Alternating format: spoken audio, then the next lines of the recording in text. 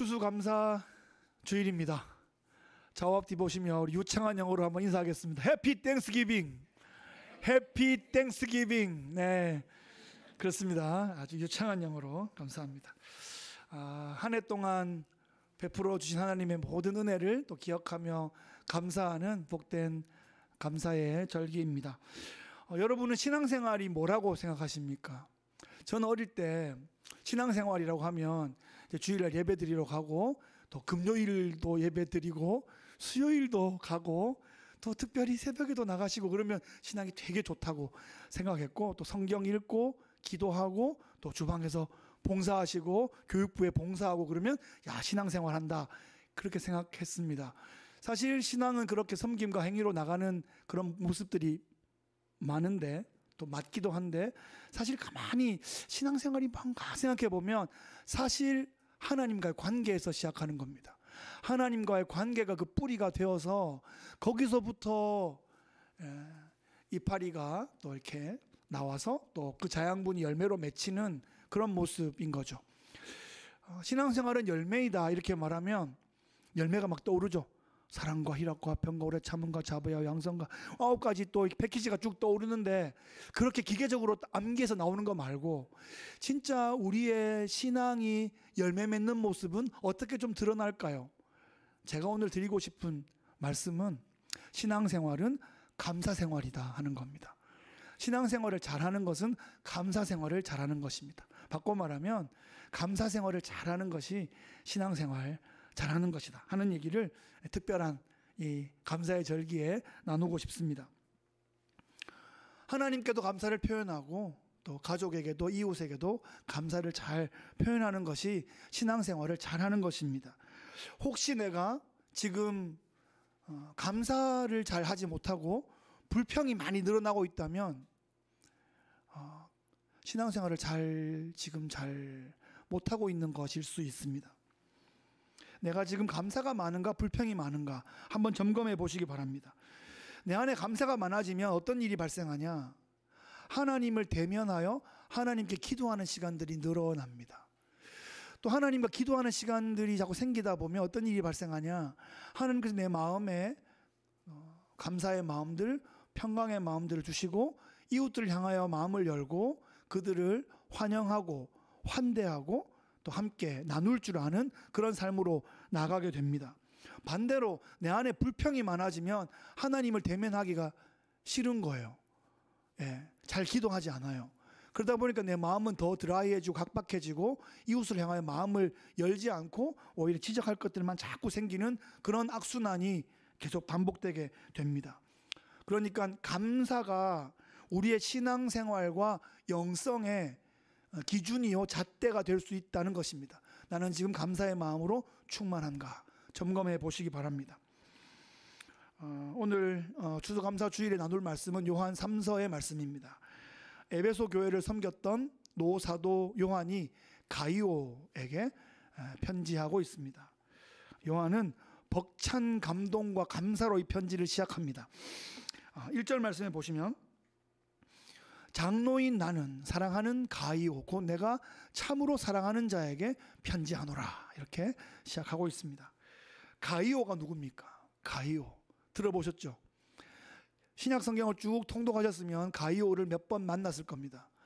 마게도냐에서 또 고린도에서 에베소에서 이렇게 바울이 가는 지역마다 가이오라는 사람이 등장하는데, 한 사람이 여러 군데 따라다닌 건지 또 다른 가이오들이 각 지역에 있는 것인지 조금 헷갈리긴 합니다만, 하여튼 바울의 전도의 사역과 함께했던 가이오 또는 가이오들이 있었습니다. 아마 그 가이오 중에 한 분인 것 같습니다. 그러니까 가이오는 바울의 제자요 바울의 동역자였던 거죠. 그런데 지금은 에베소 교회를 바울이 개척했고 바울이 순교했고, 그 뒤에 디모데가 이어받았고 디모데도 순교했고, 지금 예수님의 직계 제자였던 요한이 그 3대로 지금 에베소 교회를 맡고 있습니다. 바울이 에베소에서 사역하던 3차 전도 여행 시기에 두란노 서원을 세워서 교회 개척학교를 열었고, 그때 배출된 많은 사람들이 에베소 그 주변 소아시아라는 지역의 에서보두 사빌라 요한계시록의 7 교회들을 그렇게 탄생하게 한 모태가 되었습니다. 지금 요한이 에베소 교회를 목회하면서 그 모교회인 에베소 교회를 중심으로 그 인근 지역에 또 영적인 영향력과 그런 섬김을 하고 있는 그런 모습이죠. 그러니까 요한이 지금 에베소 교회에 있다면 가이오는 지금 다른 교회에 있는 겁니다. 어떤 학자는 말하기를 가이오는 아마 버가모 지역에 있었을 것이다, 뭐 그렇게 해석하기도 합니다. 지금 요한이 다른 로컬 처치에 있는 장로님에게 지금 편지를 보내고 있는데, 내가 참으로 사랑하는 자라는 특별한 애칭으로 그렇게 부르고 있습니다. 좀 특별하지 않습니까? 한 교회 담임 목사가 다른 교회 장로님에게 이 기쁨과 감사와 아주 놀라운 감격의 편지의 서두를 시작하고 있습니다. 5절 6절에 보시면 그 이유를 확인할 수 있습니다. 사랑하는 자여, 네가 무엇이든지 형제 곧 나그네된 자들에게 행하는 것은 신실한 일이니 그들이 교회 앞에서 너의 사랑을 증언하였느니라. 네가 하나님께 합당하게 그들을 전송하면 좋으리로다. 좀 알듯말듯하죠? 무슨 말인가 하면, 여기서 나그네들이라는 말은 그냥 막 방랑하는 사람, 여행객이란 뜻이 아니라 순회 복음 전도자들을 뜻합니다. 복음을 들고 각 지역으로 또 마을로 구석구석으로 이렇게 복음 들고 가는 사람들을 뜻합니다. 생각해 보세요. 그 당시에 2000년 전 초대교회 시절에 복음이 어떻게 전해졌겠습니까? 복음을 들은 사람들이 산 넘고 물 건너 그 지역까지 가서 그 동네까지 가 사람들을 직접 만나면서 교회가 시작되었죠. 그것이 예수님이 제자들과 함께 했던 사역이고, 바울이 좀 더 폭넓게 소아시아 지역과 유럽을 그렇게 전도팀과 함께 직접 방문하면서 그렇게 교회들이 세워졌고, 지금 그 후예들인 지금 요한의 또 전도팀들이 그 지역을 그렇게 전도하며 섬기고 있는 것입니다. 그들이 가이오가 사는 지역에 도착했을 때 가이오가 그들을 적극적으로 환영하고 또 지원하고 동역했다라는 것입니다. 가이오는 그 일을 신실하게 행했습니다. 가식적으로 그냥 폼만 잡은 게 아니라 진심으로, 아주 충심으로 신실하게 그 일을 감당했습니다. 물론 그 당시에는 우리가 아는 바대로 손님을 접대하는 환대의 문화가 있었습니다. 그런데 지금은 이 환대는 그런 차원이 아닌 것 같습니다. 저는 가이오의 마음에 감사하는 마음이 깔려 있었다고 봅니다.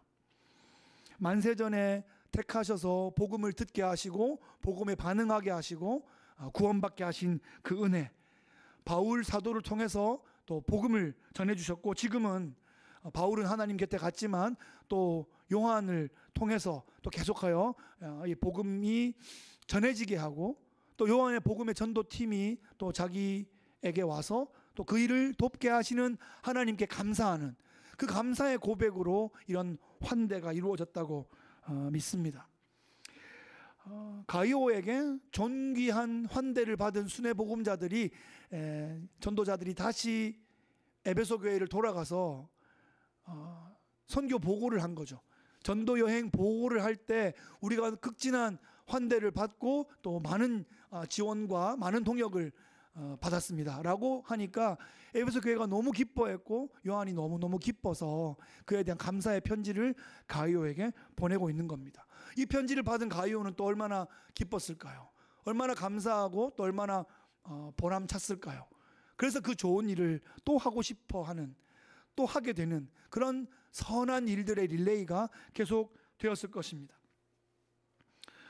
여기서 순회 전도자들에게 신실하게 행했다라는 말은 아주 이렇게 차분한 미소를 띠면서 은은하게 이렇게 섬겼다는 그 정도의 의미에 그치지 않습니다. 무슨 말일까요? 그들의 필요를 채워주었다라는 것입니다.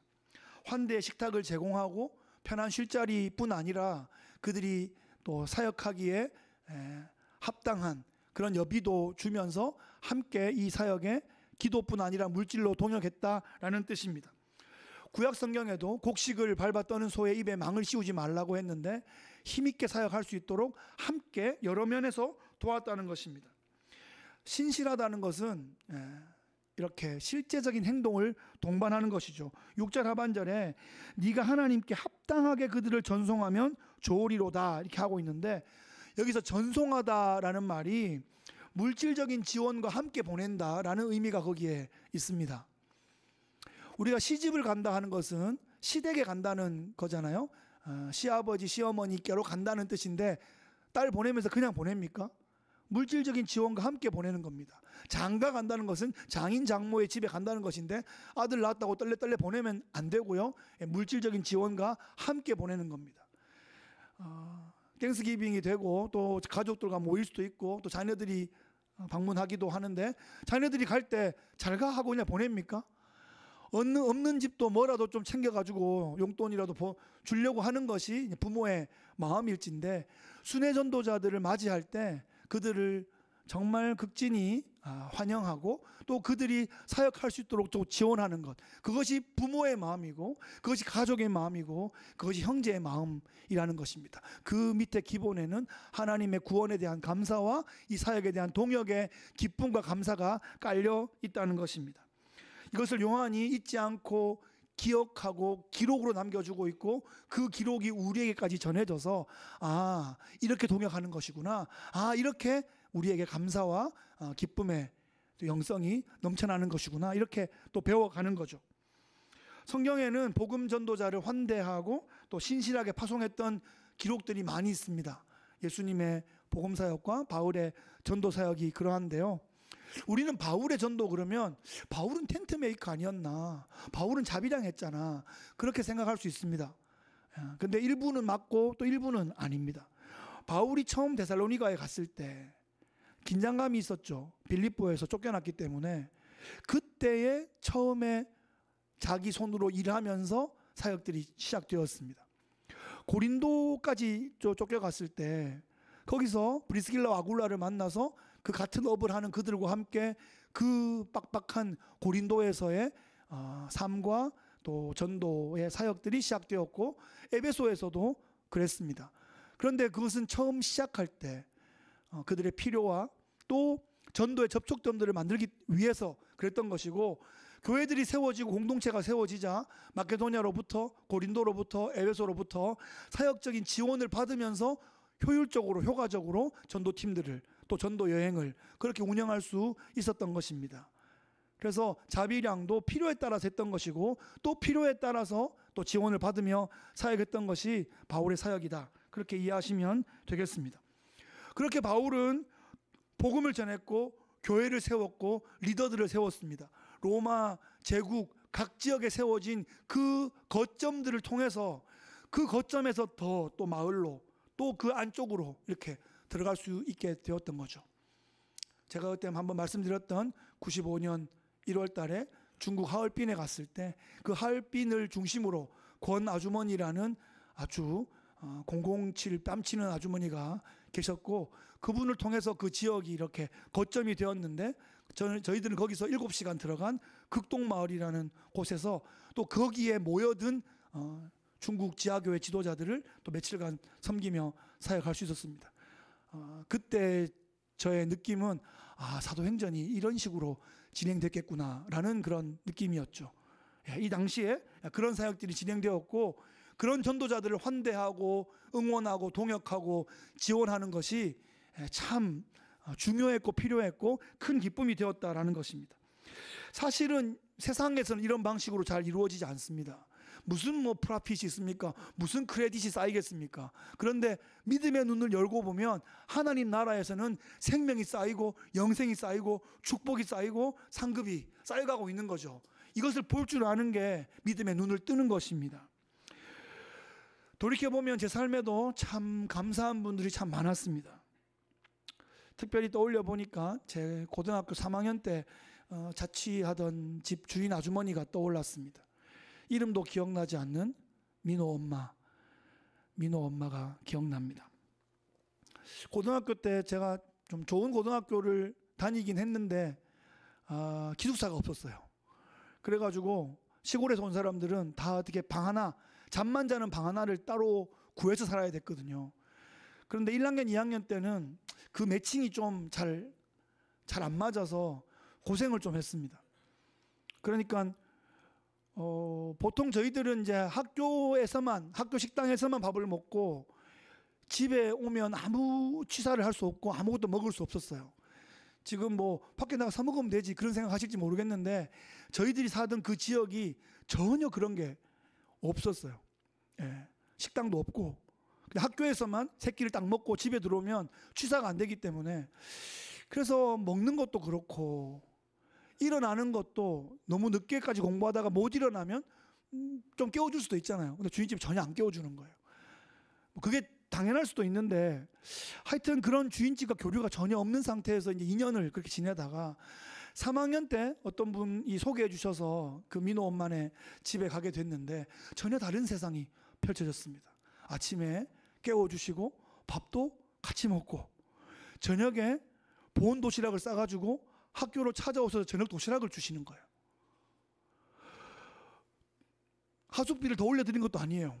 그냥 월 9만 원 그냥 그대로 드리는데 어떻게 그런 일이 벌어졌냐.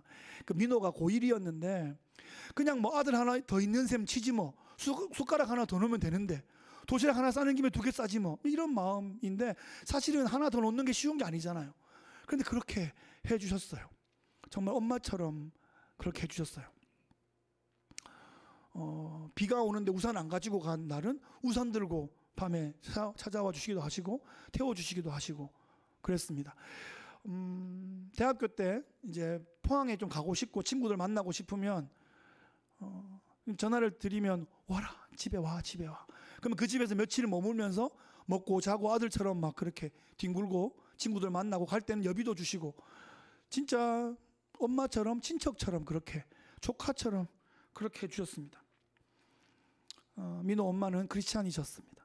그냥 하나님을 사랑하고 이웃을 환대하는 믿음의 본을 제게 보여주셨습니다. 그 제 삶에 남아있는 아름다운 그 환대의 추억이 감사의 고백으로 제 안에 또 감사의 제목으로 자리를 잡아서 누구든지 또 이렇게 환영하고 환대하고 함께 머물고 또 지원하고 하는 일을 제 인생에 할 수 있는 한 하려고 노력하는 그런 또 계기가 되었습니다. 감사는 감사를 낳고 또 감사는 행복을 낳는 것 같습니다. 그런데 그 가이오처럼 환대를 잘 했던 분만 있었던 게 아닙니다. 복음 전도자를 홀대하는 사람도 있었습니다. 9절에 보시면 그들 중에 으뜸되기를 좋아하는 디오드레베가 우리를 맞아들이지 않았다라고 합니다. 여기서 우리는 요한의 전도팀을 말합니다. 요한이 자기의 분신처럼 보낸 그 전도팀이 디오드레베의 지역에 갔더니 홀대를 당했다는 것입니다. 디오드레베는 본인이 으뜸되기를 좋아했고 본인이 주목받기를 좋아했고 그래서 이 순회 전도자들을 환영하지 않았습니다. 차갑게 대했고 무시했고 숙박도 제공하지 않고 여비도 제공하지 않았습니다. 그런데 더한 일이 있습니다. 10절에 보시면 그러므로 내가 가면 그 행한 일을 잊지 아니하리라. 그가 악한 말로 우리를 비방하고도 오히려 부족하여 형제들을 맞아들이지도 아니하고 맞아들이고자 하는 자를 금하여 교회에서 내쫓는도다. 그는 악한 말로 전도팀들을 비방했을 뿐 아니라 그들을 맞아들이지 않는 것뿐 아니라 그들을 맞아들이려고 하는 다른 사람들을 혼내고 그들을 교회에서 축출하는 이런 만행을 저질렀습니다. 선한 일도 물론 성경에 기록되지만 이렇게 선하지 않은 일도 기록되어서 우리에게 좋은 예시를 보여주고 있습니다. 어떤 길을 따를래? 이런 선한 일이 있고 이런 악한 일이 있는데 너희는 어떡할래? 라고 우리에게 제시해 주시는 거죠. 요한 이것을 기록한 것은 속으로 괘씸하게 생각하겠다 이런 뜻이 아니라 그의 행위에 옳지 못함을 후대에게 알려서 이것을 본받지 않게 하겠다라는 의미가 거기에 있습니다. 우리는 어느 길을 따라야 할 것입니까? 우리는 어느 길에 서야겠고 어느 자리에 앉아야 할 것입니까? 어떤 자리가 복 있는 사람의 자리입니까? 이 디오드레베는 실존 인물이었을 겁니다. 이름이 기록된 걸로 봐서 나름 또 그 지역의 유명한 사람이었던 것 같습니다. 그런데 우리는 이 디오드레베의 상황을 보면 복음 전도자들을 막 쫓아내고 그를 환영하는 사람도 쫓아내고 하는 걸 보면 안티 기독교이구나, 이 사람 적그리스도구나, 나랑은 상관없는 사람이네, 이렇게 생각할지 모르지만, 여러분, 우리가 이런 사람들, 이런 본문들을 볼 때 잘 봐야 되는 게, 이런 사람들이 나와 전혀 상관없는 게 아니라 내가 상태가 안 좋을 때 이런 걸 좀 닮을 수도 있겠다라는 자각을 해야 하는 것이죠. 내 마음에 감사가 떨어질 때, 내 마음에 불평, 불만, 시기, 질투가 막 솟아나게 될 때 나도 이 디오드레베 같은 역할을 할 수도 있겠다라는 경각심을 가져야 되는 것입니다. 그의 세상 직위가 높거나 교회 직분이 있거나 하는 것이 그가 신앙생활을 잘하고 있다라는 것을 전혀 보장하지 못한다는 것이죠. 그가 하나님께 기도하고 있는가, 그가 이웃을 환대하고 있는가, 믿음의 형제를 용납하고 있는가, 그것이 그의 신앙의 기준과 잣대가 되어야 하는 것입니다. 감사하지 않고 불평 원망으로 가득 찼던 사람들의 자주 쓰이는 예시가 광야 이스라엘 백성들이죠. 그들은 한편에는 은혜 받은 사람들이고 한편에는 또 불평하는 사람들이었습니다. 이게 전혀 매치가 안 되는 것 같지만 그들은 그랬습니다. 은혜는 은혜대로 받고 불평은 불평대로 했던 사람입니다. 그것이 그들의 실력이었고 영성이었고 그들의 징계의 근거가 되었습니다. 그들은 홍해를 기적같이 건넜는데도 물이 없다고 불평했습니다. 물을 주니까 빵이 없다고 불평했습니다. 만나를 주니까 고기가 없다고 불평했습니다. 메추라기를 주니까 야채와 신선한 과일이 먹고 싶다. 그 야채와 과일을 먹을 수 있다면 우린 다시 애굽으로 가서 노예를 해도 좋다. 이런 말들을 하고 있습니다. 딱 징계받기에 알맞은 근거들을 본인들이 증명하고 있는 거죠. 말은 참 감추기가 어렵습니다. 말에서 인격이 나오고 영성이 나오고 실력이 다 들통나고 마는 거죠. 명품으로 치장하고도 계속 불평을 쏟아내는 사람은 그 마음이 전혀 명품이 아닌 것입니다. 감출 수가 없는 거죠. 이 광야 기간은 불평하는 기간이었고 그들이 감사가 훈련되었을 때 새로운 스테이지로 옮겨지게 되었습니다. 우리는 어떻습니까? 여러분의 지난 세월들을 10년, 20년 또 혹은 30년, 40년 또 미국에서 살아온 그 많은 시간들을 한번 떠올려 보시고 헤아려 보십시오. 개구리가 올챙이 시절을 생각하지 못하는 것 아닌가? 내가 감사가 떨어진 건 아닌가? 불평만 자꾸 전문 불평러가 되고 있는 건 아닌가 하는 생각입니다. 우리도 어린 양 예수 그리스도의 보혈로 구원받고 하나님의 그 임재하심과 하나님의 동행하심을 경험하고 있는 크리스찬의 삶이라고 한다면 영적으로는 광야 이스라엘 백성과 비유되거든요. 그런 면에서 내가 광야에 만약에 있었다면 나는 하나님을 신뢰하고 감사의 고백을 계속 드렸을까? 아니면 이 사람들보다 더 많은 불평들을 했을까? 왜 스테이크 없는 거야? 이 정도 수준은 아니었을까 말이죠. 나는 가나안 땅에 합당한 사람인가? 아닌가? 나는 천국에 합당한 사람인가? 아닌가? 하는 그런 생각을 우리가 자꾸 해볼 때 이것은 우리를 막 힘들게 하거나 우리를 더 낙심시키는 것이 아니라 내가 감사의 삶을 살아야지, 천국에 더 합당한 삶으로 나가야지 하는 긍정적인 에너지로 작동하게 됩니다. 감사를 자주 고백하고 이웃에게 감사를 표현하는 것, 그것이 진정한 그리스도인의 신앙의 모습입니다. 그래서 신앙생활을 가장 잘 할 수 있는 여러 가지 방법이 있을 텐데 오늘 감사주일에 확실한 한 가지 방법을 제안해 드린다면 불평을 좀 그치고 감사를 회복하는 것입니다. 하나님은 감사를 통해서 일하시는 것 같습니다. 성경을 통해서도 역사를 통해서도 제 짧은 인생을 통해서도 돌아보니 그렇습니다. 내 안에 감사의 고백이 충만할 때 신앙생활을 좀 잘했던 것 같고요. 불평이 막 늘어났을 때는 신앙생활이 잘 안 됐던 것 같습니다. 감사생활을 잘하기 위해서 먼저 하나님께 감사를 표현합시다. 하나님께 감사를 표현하는 최고의 방법은 기도하는 것입니다. 기도의 자리에 하나님을 대면하는 자리에 자꾸 나가는 것입니다. 아이가 부모에게 와서 어린이집에 있었던 일을 제잘 얘기할 때 얼마나 귀엽습니까? 얼마나 막 친근감과 끈끈함이 느껴집니까?